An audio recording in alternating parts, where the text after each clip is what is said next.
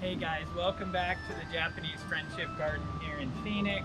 Today we're going to do an instructional video on how to build a style of fence called Yotsume Gaki. This is the most common fence that you find in Japan. You're often seeing around tea gardens, but also in parks and gardens in general. And it's a pretty straightforward, relatively easy fence to build once you sort of know the little tricks involved with putting it together. If we were starting this from scratch and we had all the available resources, we would use cedar and we would use a torch and char the posts to treat them so that it has the effect of sealing the wood as well as the aesthetics. We don't want rain or, in our case, irrigation water to make the posts rot out. The posts have already been set on this fence. These were done using a sealant, which is fine, but you want to make sure and seal the post all the way from top to bottom, including on the bottom of the post, to prevent rotting as long as possible. On this section of Yotsumegaki fence, the posts are all the same height because the ground is level through here. As we build this, we have different distances between the ground and our first horizontal post. Say our fence is 1 meter tall, then we would generally have something like 15 centimeters here, 25 or 30 here, 15 or 20 here, and then 20 up here. The section that we're going to be replacing today, the fence posts step down because the grade is going down, so we're going to tweak those numbers a little bit. For a fence that's 1 meter tall, we would generally have 3 horizontal pieces for this height of fence. Okay, so there's a little more prep work that goes into the fence. So after our posts are set, then we want to select obviously straight pieces of bamboo, and then we also want to clean our bamboo. After all that's done, we measure our bamboo and we start selecting first the pieces that we're going to use for the dobuchi or dobuki, which are the horizontal pieces. So bamboo tapers. It's obviously thicker at the bottom than it is at the top. We're going to start with thick on one side and go to thin on the other side. The next piece up, we're going to have the thick side where we had the thin side that we began with. The final piece at the top, we're going to switch it again. And the reason for this is that if we had, say, thick, thick, thick on one side and thin, thin, thin over here, then when we put our vertical pieces against it, they wouldn't line up. They would slowly lean and not be perpendicular to the ground. The other thing that we're going to pay attention to is that we want our thinnest overall piece as the bottom layer and our thickest overall piece as the top layer. And the reason for this is that our vertical pieces are always cut just like the bamboo grows.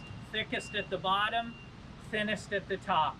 So, same concept as I was explaining a minute ago. The thickest part here will line up with the thinnest down here. The thickest here will attach to the thinnest here, which will make our pieces consistently perpendicular with the ground. So for our vertical pieces, or tateko, we're going to make sure that we cut just above the fushi or the node so that we don't have a big cavity of space in here for, it hardly ever rains in Arizona, but for everywhere else in the world, if a lot of water gets stored in here, it can rot the bamboo more quickly. So we cut this almost flush with the node so that lots of water can't sit inside the top of our post and rot it out. Okay, so now for cutting the bamboo. Like I mentioned, this is a vertical piece that we're going to cut. And so we want to start by cutting the piece right at the node. So we're going to cut right above the node there, so there's not going to be a big cavity that the water can sit in. So we're going to cut right above the node.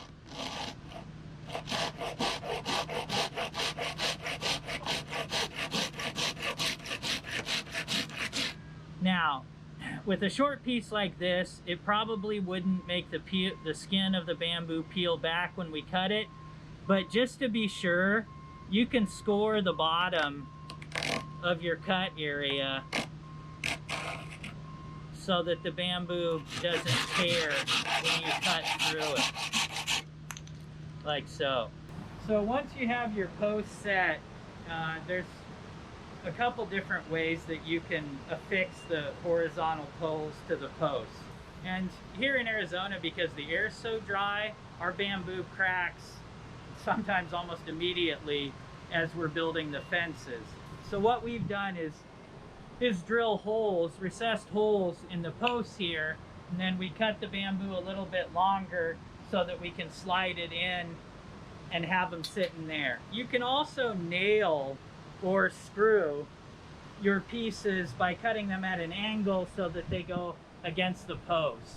If your grade is exactly the same, like the first fence that we looked at, then likely your vertical pieces will all be the same length and they can all be cut as such.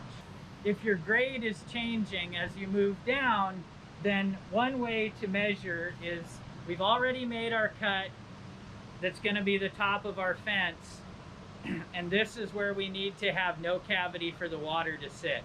So we can take that piece, we can flip it over, put that on the ground next to the height that we want our post or our vertical piece ultimately, make our mark,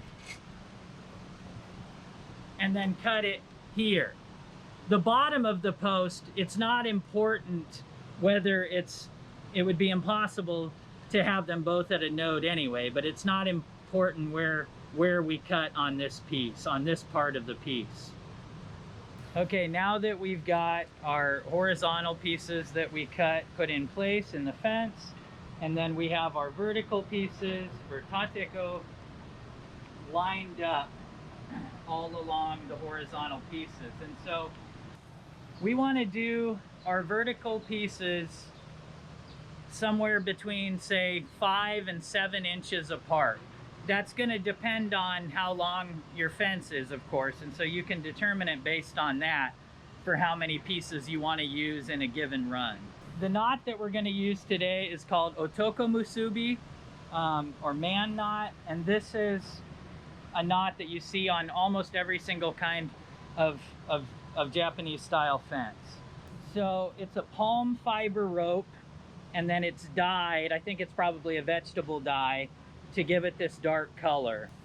The other thing we do is maybe, 30 minutes or so before we're going to tie these knots, we soak this in water, and that way we are able to not only tie the knot tighter, but as it dries, it will tighten up a little bit and really hold our vertical fence posts onto the horizontals. Remember, we're not using any nails or screws to attach these to our horizontal pieces, and so our knots need to be really tight. The other thing that we do with our vertical pieces is we alternate back and forth on either side of the horizontal pieces as we move down the fence. Okay, so for the knot, we're going to start by going under our horizontal piece, and on the same side come back to us. Then we're going to, at an angle, come under that again, and then hook here in the back. And this is important as a place, one of the first place that we tighten the knot, but also aesthetically, we want this to make an attractive X across the back so that people looking at it from the other side of the fence, it's attractive as well. Then I'm going to switch hands here in the front. I'm going to pull the left side on top of the bottom right and pinch it together. I'm going to make a loop with the rope coming out of the bucket and tuck it under everything.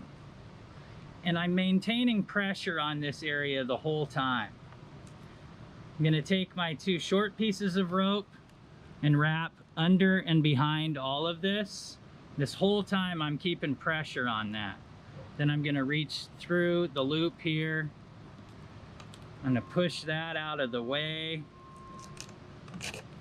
And then pull and tighten again on the 2 pieces coming out of the bucket. Then lastly, I'm gonna cut right about there. And here's our knot. Nice and tight.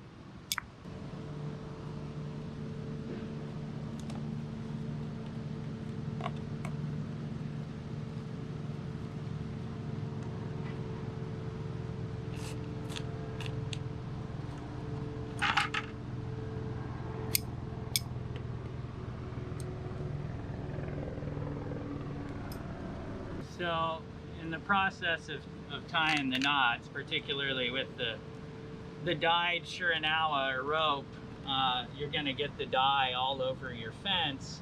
And so when we're all done, then we will clean our fence or our bamboo again.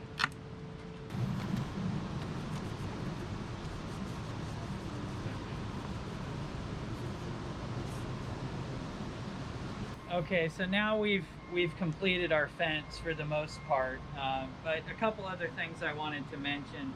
You know, particularly before the Shiranawa, the rope has dried, if you need to adjust these things a little bit side to side, you can do it before it's dried. So, you know, step back, look at your fence, make sure that they're perpendicular with your horizontals, that your spacing is how you like it. If you need to twist the bamboo, if there's an angle that is straighter or more crooked, if for instance this one is like this, it's got a lot more waves in it. But if we twist it like this, then at least from the angle of the guest or the visitor, we've got a straighter vertical piece. Another thing we chose to do with this fence as it stepped down is we stepped the vertical pieces down in height until this post was even with this one. Thanks for joining us here at the Japanese Friendship Garden here in Phoenix, and I look forward to our next workshop with you guys.